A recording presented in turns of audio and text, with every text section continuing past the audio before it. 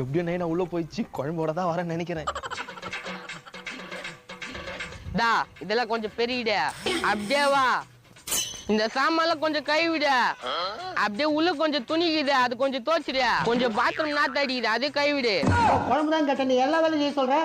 சும்மா கச்சிருமா குழம்பு. என்ன அவமானம் பட்சத்து இல்ல, என் பையனை கொண்டு வந்து பாத்துக்கிறேன்டா.